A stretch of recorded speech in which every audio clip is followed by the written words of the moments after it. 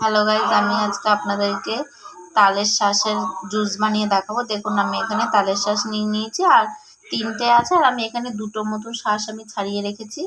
আমি এগুলো দিয়ে একটা ঠান্ডা পানি ওটা জুস বানাবো। আর আমি এর মধ্যে দেবো দই, আর দেবো একটা ডালিম, আর দেবো চিনি। আমি এই কটা উপকরণ দিয়ে আমি আজকে তালের শাঁসের জুসটা বানাবো। তা চলুন, প্রথমে আমি এই 3টে শাঁসের ছোকলা ছাড়িয়ে নিই, তারপর আমি আপনাদের দেখাচ্ছি।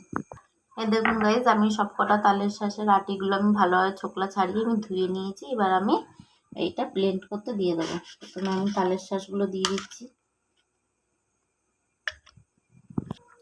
এবার আমি ডালিমগুলো দিয়ে দিচ্ছি।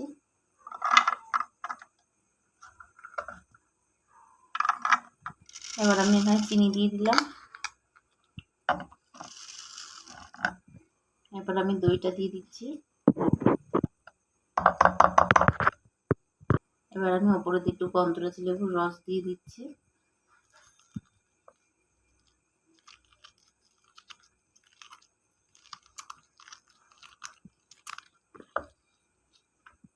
এবার আমি এটা একসাথে ব্লেন্ড করে নেবো। এবার আমি অল্প করে একটুখানি জল দিয়ে দিচ্ছি। এবার আমি এটা ব্লেন্ড করে নেবো।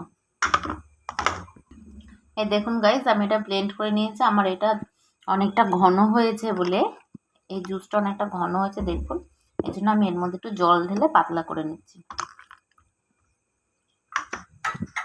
গাইজ, এবার আমি এই জুসটা আমি গ্লাসে ঢেলে সার্ভ করে নিচ্ছি। এবার আমি ওপরে দিয়ে একটু বরফ দিয়ে দিচ্ছি গাইজ, দেখুন।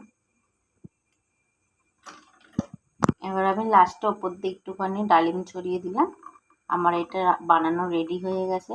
আপনারা খুব কম সময় গরমে, এত প্রচণ্ড গরমে আপনারা এই কটা উপকরণ দিয়ে বানিয়ে ফেলতে পারেন। আপনারা এরকমভাবে একবার বানিয়ে খেয়ে দেখুন, আশা করি আপনাদের ভালো লাগবে ভিডিওটা, রেসিপিটা। আর খেয়ে আমাকে অবশ্যই কমেন্ট করে জানাবেন কেমন হয়েছে খেতে।